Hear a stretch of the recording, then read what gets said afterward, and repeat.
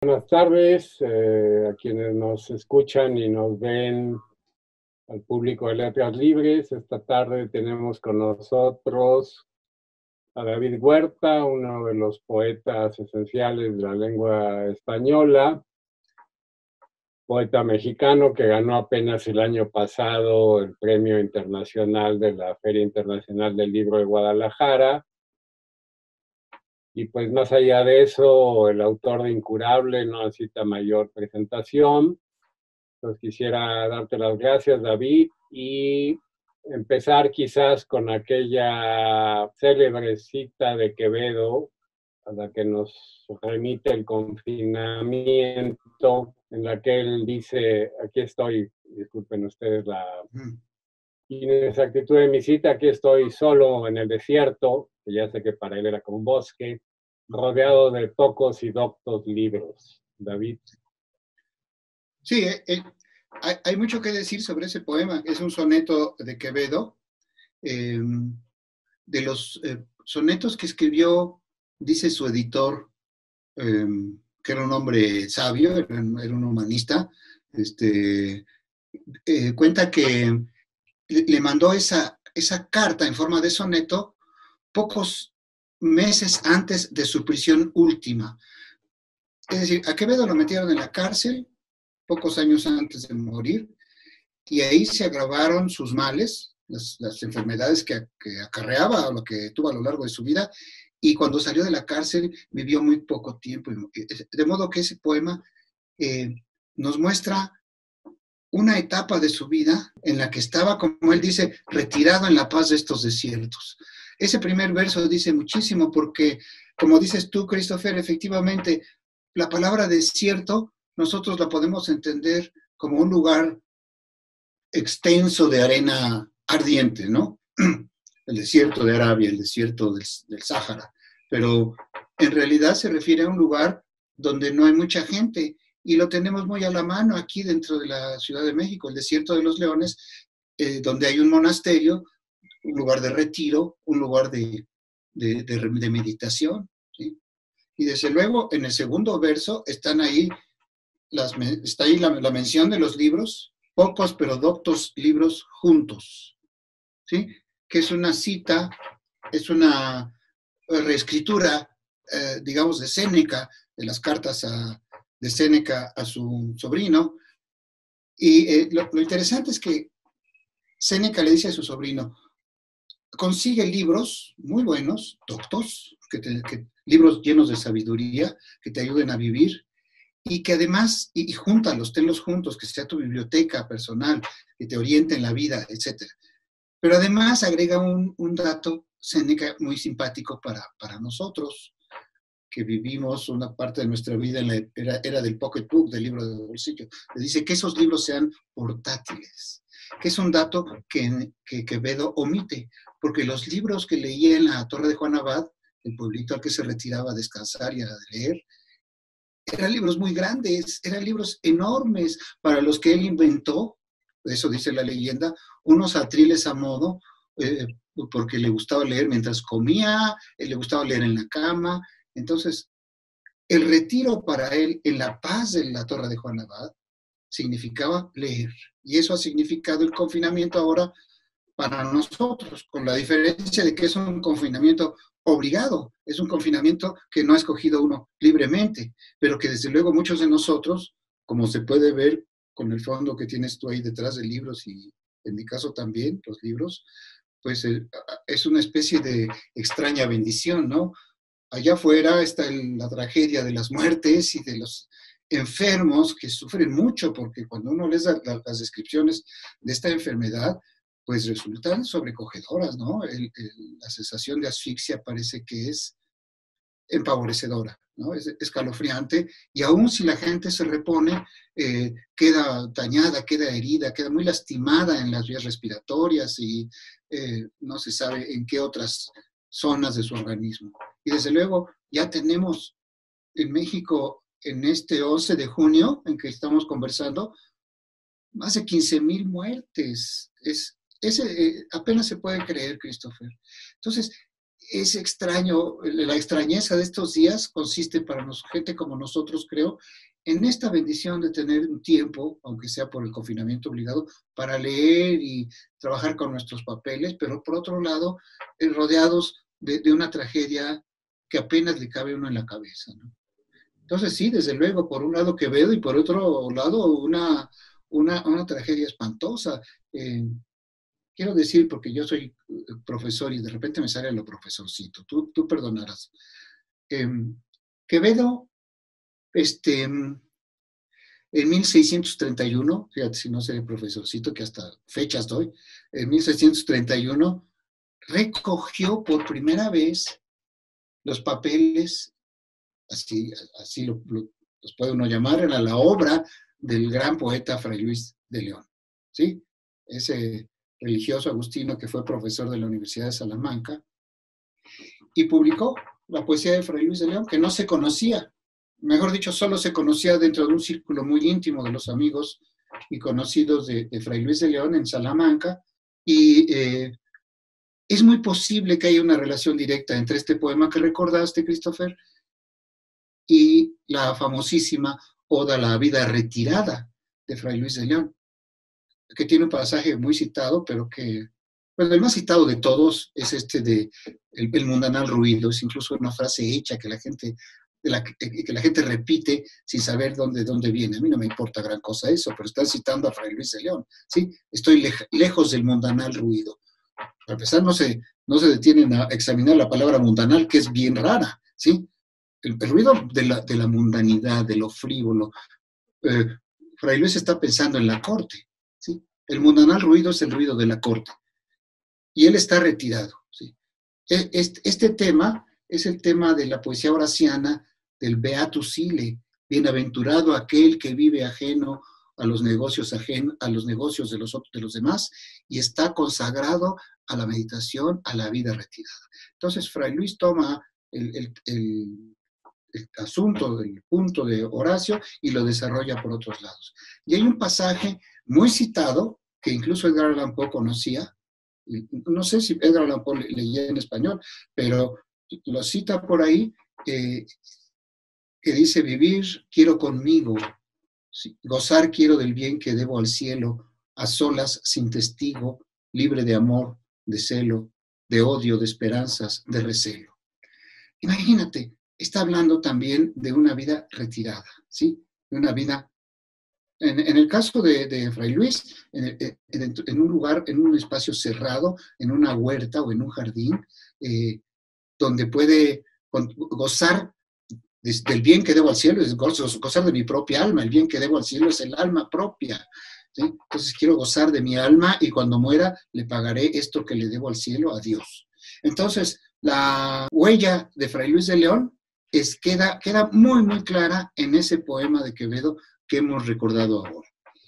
Entonces, me gusta pensar que este tema de la vida a solas, la vida con uno mismo, ¿sí? Que viene de Horacio, pasa por Fray Luis y llega a Quevedo, es un tema no muy evidente dentro de la poesía, pero que ahora tiene mayor vigencia que nunca. Con ese caveat, ¿sí? Con esta advertencia de que es un encierro obligado, es un encierro al que por un lado nosotros buscamos mucho, la gente de estudios, de libros, los escritores, los profesores, los investigadores, pero que no siempre conseguimos por las premuras del mundo, precisamente, por las obligaciones, por las exigencias. Entonces, esta línea de pensamiento tiene que ver también enormemente, muchísimo con la literatura sapiencial, ¿no? Con el Tao Te Ching y con el budismo, pero de eso yo no sé mucho. Sin embargo, déjame terminar esta intervención con la lectura de uno de los aforismos de Surau, de Kafka, que Roberto Calazo editó ejemplarmente, ¿sí? Siguiendo la forma en que Kafka los había puesto en unos cuadernos que él copió con todo cuidado e hizo publicar en esa forma, tal y como aparecían en los manuscritos de Kafka. El último de los aforismos de Surau, Christopher, es el siguiente. Me parece extraordinario. Con un comentario. Todo el tiempo vemos en los periódicos que Nostradamus profetizó esto y aquello. Pero en realidad Kafka es mucho más denso y mucho más exacto que Nostradamus. Fíjate nada más. El último de los aforismos de Surau dice, no es necesario que salgas de la casa. Quédate a tu mesa y escucha. Ni siquiera escuches, solo espera. Ni siquiera esperes. Quédate en absoluto silencio y soledad.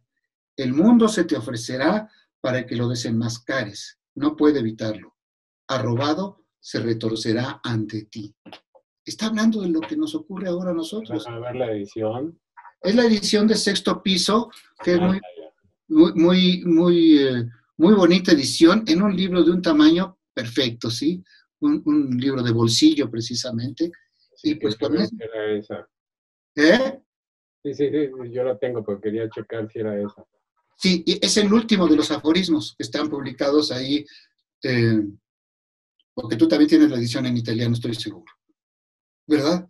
Entonces. Sí, aquella del fondo, primero fue un breviario, ¿te acuerdas? Sí, sí. Entonces, y yo tengo por ahí una edición argentina de los aforismos que tenían otro título muy largo, Consideraciones sobre la muerte, el pecado y no sé cuánto, ¿verdad?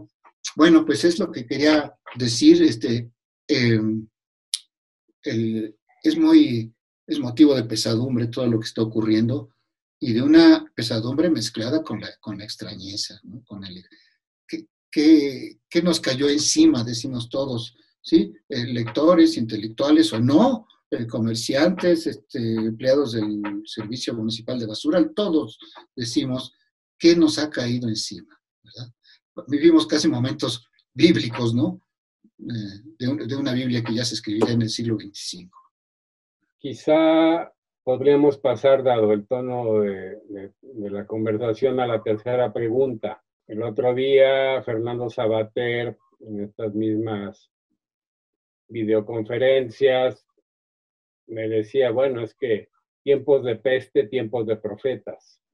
Exactamente. Ajá. Nada más natural que escuchemos profecías de uno u otro signo. Las más elementales, y te preguntaba yo previamente sobre hacia cuál te inclinas. Yo sé que en estas circunstancias uno cambia de punto de vista varias veces al día. Pero aquellos que piensan que la pandemia es una oportunidad para repensarlo todo, empezando por nuestra relación con el planeta, con la naturaleza, nuestras relaciones sociales, económicas y hasta humanas. Y aquellos que dicen que no es la primera ni la última gran plaga que se cierne sobre la humanidad y que el ser humano ha resultado ser una especie repetitiva, obcecada y olvidadiza. Sí, que se tropieza una y otra vez con la misma piedra. Ya no solamente 2 veces. No podemos saberlo, apartamos de esa idea, no podemos saber cómo saldremos de esta circunstancia, pero las lecciones están allí para quien quiera aprenderlas, ¿sí?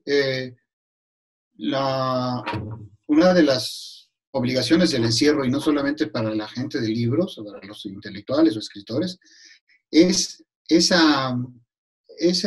imperativo de Sócrates, que dice, una vida que no ha sido examinada es una vida que no vale la pena de ser vivida. ¿Y en qué circunstancias puede uno examinar su propia vida? Pues en estas, precisamente, circunstancias en las que la muerte está encima de todos nosotros, alrededor de todos nosotros, una muerte invisible, llena de sufrimientos, inexplicable o explicable solo porque así es la naturaleza, pero eso no es una explicación. Entonces, estamos todos, creo yo, todos los que estamos encerrados, todos los que estamos confinados y aún los trabajadores esenciales, como se les llama, creo obligados a pensar un poco en la vida. Que lo hagan, que lo hagamos, no es nada seguro, pero creo que la lección está ahí. La lección de ese imperativo socrático, sepa la gente o no quién es Sócrates,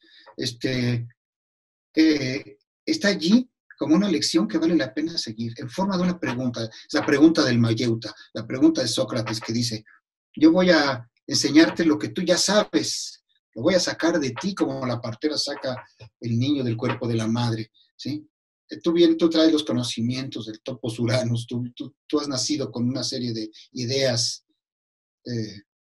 perfectas y que te habitan y que te han preñado y que son tu patrimonio profundo, ¿sí? Hace falta sacarlas para que aprendas lo que ya sabes, ¿sí?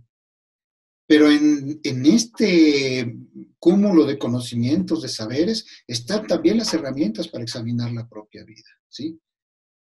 Le hemos hecho daño a alguien, hemos procurado no hacerle daño a nadie, nos hemos conducido con la verdad, con honradez. Caray, son los elementos evidentes de el examen de una vida, de la vida propia. Y no lo sé, lo que sé es que las lecciones están allí, las exigencias están allí y han aparecido con toda nitidez en prácticamente todas las vidas que se detienen, aunque sea una fracción de segundo, a pensar qué es lo que está ocurriendo, qué es lo que nos está ocurriendo. A tantos de nuestros semejantes que están sufriendo en sus casas, en los hospitales o afuera de los hospitales, por Dios, enfermos, angustiados porque no pueden respirar, en los muertos que han desaparecido entre sufrimientos en los que casi prefiero no pensar, pero que están ahí. Y nosotros que nos hemos salvado hasta este momento, quién sabe por cuánto tiempo más, ¿no? Por cierto, una nota personal, no sé si vale la pena, luego lo pueden editar quizás. Yo estoy obligado, en cierto modo, un poquito más a pensar, porque estoy en dos zonas de riesgo. Soy diabético y septuagenario. Entonces, como decimos los mexicanos, la he sentido tan cerca a la muerte y durante tanto tiempo, prácticamente 2 meses de pensar todos los días, me puede tocar a mí. Y no solamente eso, sino que cada día con las noticias se siente que es más grande el peligro, la amenaza, el amago del mundo, del virus alrededor de nosotros, encima de nosotros, invisible. Eso es una experiencia que creo que nadie esperaba que tuviéramos. Claro, por supuesto, mucha gente se asomó a la novela de Camus, ¿verdad?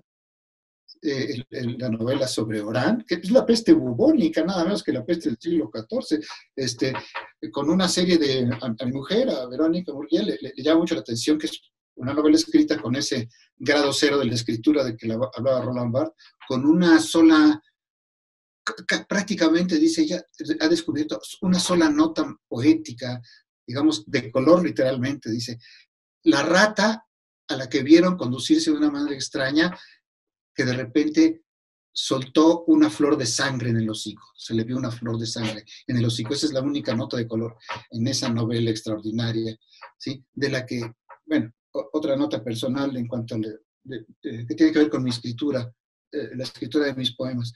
Un poema que yo escribí sobre la matanza de Tlatelolco, y eso lo descubrí muchos años después, como diría el clásico. Ese poema que escribí sobre Tlatelolco, un poema muy largo, que se llama 9 años después, tiene influencia de la peste. Es decir, el miedo que se cierne sobre la ciudad, que sobrevuela la ciudad, está descrito con frases que yo cité sin recordarlas precisamente, y no cité precisamente, con frases que yo utilicé en el poema. Es decir, ahí está Camus en ese poema sobre Tlatelolco. Y bueno, muchas de esas frases que tienen que ver con la violencia política en el 68 y por otro lado con la peste bubónica en Orán, pues se pueden reproducir ahora entre nosotros. Se ha leído mucho últimamente La peste y algunas otras novelas sobre temas semejantes, ¿no? Se ha pautado, la historia de la literatura está pautada, entre mil otras cosas, por estas plagas, por estas pestes, epidemias, pandemias. Bueno, para terminar, querido David, pasando del género pestífero,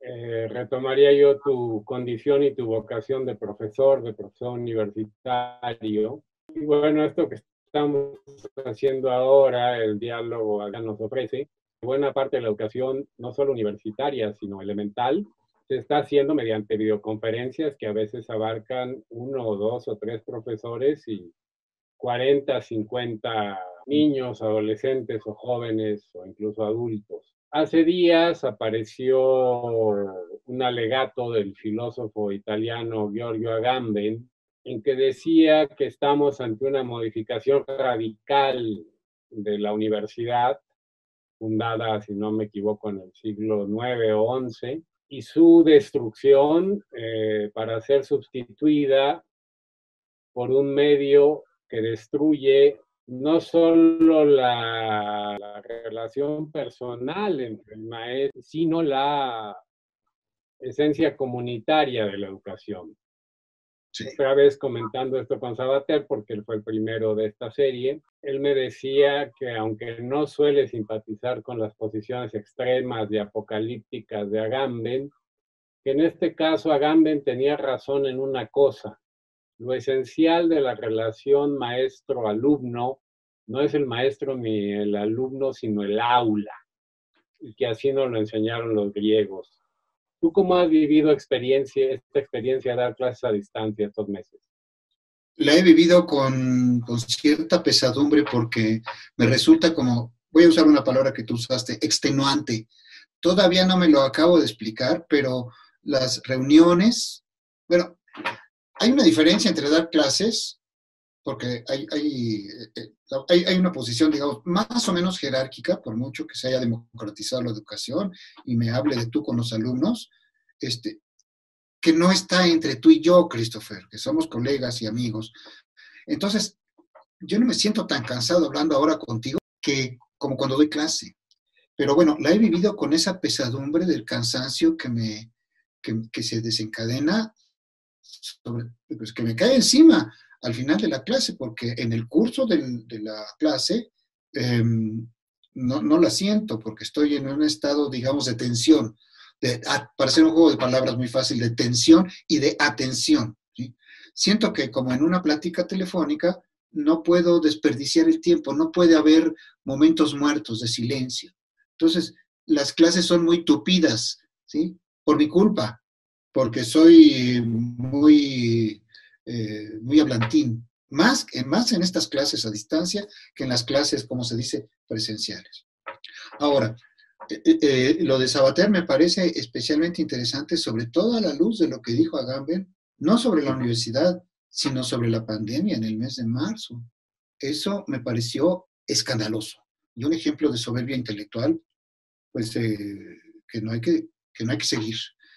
Dijo Agamben con una facilidad de ánimo que me resulta, digo, escandalosa, que no era para tanto lo de la pandemia, ¿sí? Que en el momento en que lo dijo, habían muerto en el mundo 9,000 personas, 9,000 personas. Y claro, dijo lo que debía decir porque se dio cuenta de que no puede hablar de miles de muertos así nada más.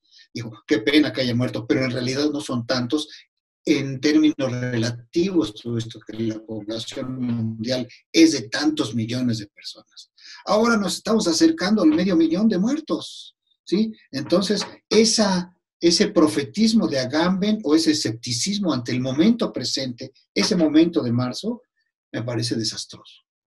Pero lo que ha dicho, lo que ha escrito sobre la universidad, realmente me parece muy justo, sobre todo con ese escolio que hizo en la conversación contigo, Fernando Sabater. Realmente el aula se extraña y me parece escandaloso que universidades como la Universidad de Harvard están entregándose casi completamente en manos de la educación a distancia.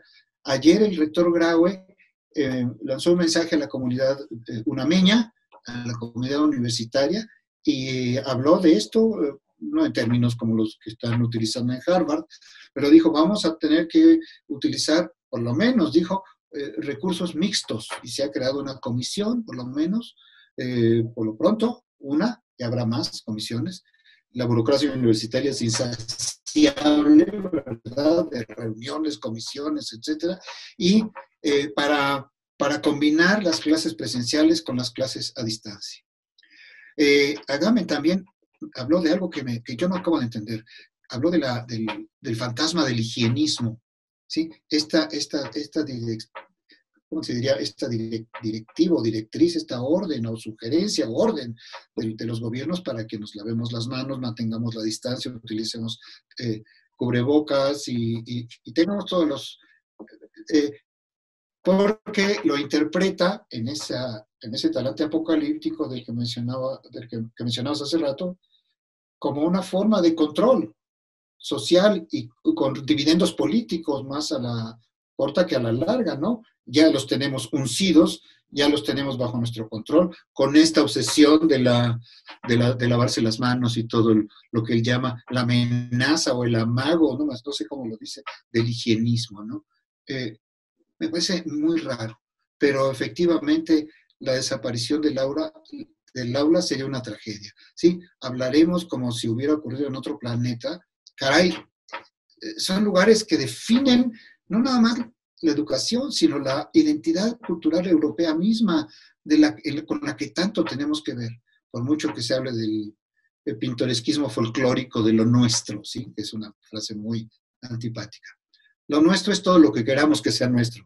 Y yo admiro mucho a los escritores ingleses, a los escritores italianos. Yo no tengo ningún problema con la vieja Europa, con los imperialismos y los expolios y todo lo que ya sabemos, la violencia homicida de tantas conductas políticas, y el expansionismo y todo esto, sí, por supuesto, pero la cultura europea es otra cosa, ¿sí? Puede que esté imbricada con aquello, pero no quiero confundirme, no quiero confundir a Garcilaso de la Vega con Carlos V, ¿verdad? Entonces, pues eso es lo que puedo decir.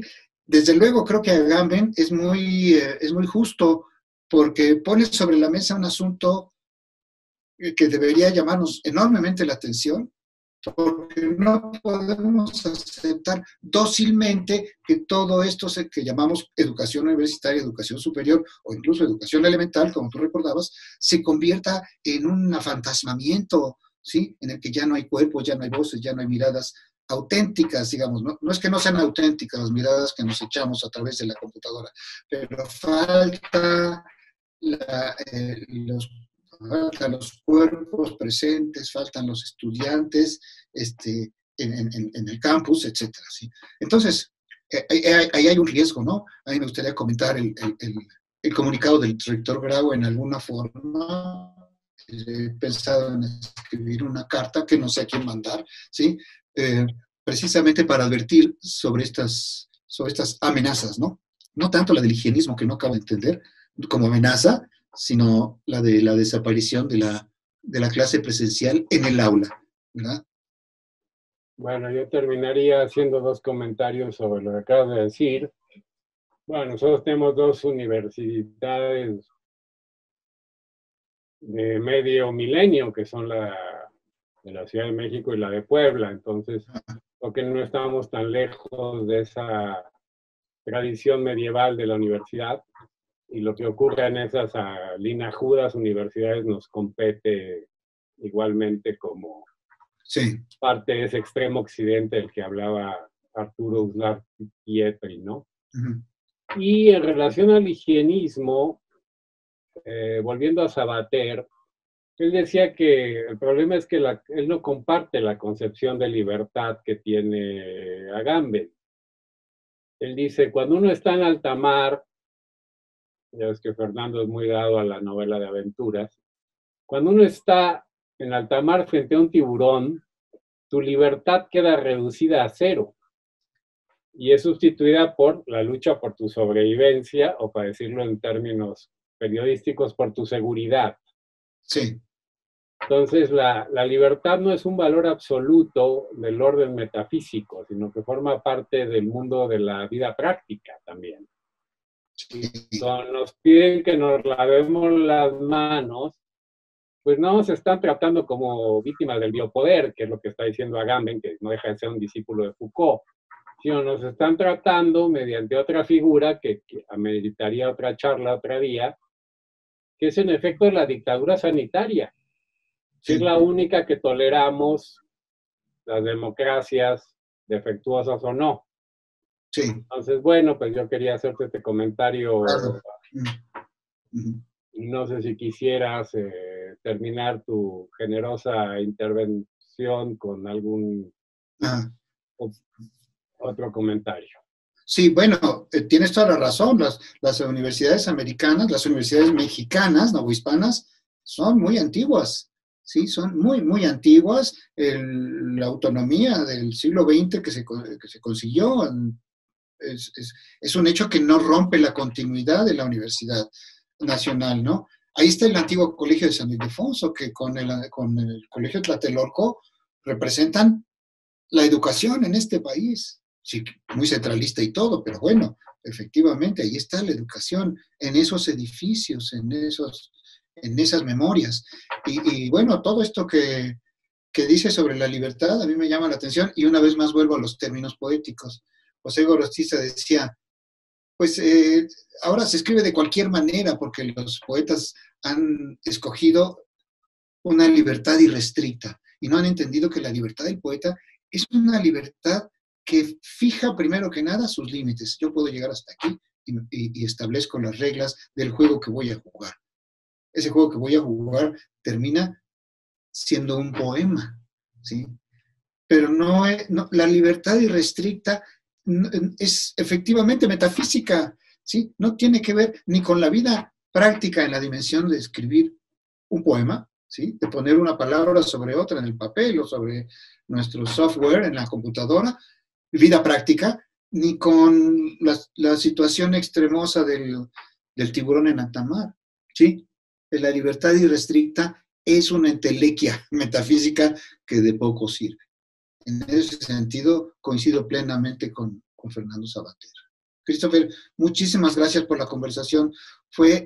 Debí saberlo, ¿verdad? Mucho mejor De lo que de lo que yo temía. me temía. ¿Eh? Sí, lo que temía, efectivamente. Le damos las gracias a Emilio Emilio, Ribó, que y anda por ahí. Sí, como me dijo Sabater, te mando un abrazo sin riesgo de virus. bueno, igualmente, si vuelves a hablar con él. Muchas gracias a David Huerta por esta participación en las videoentrevistas que está realizando Letras Libres en estos tiempos de pandemia.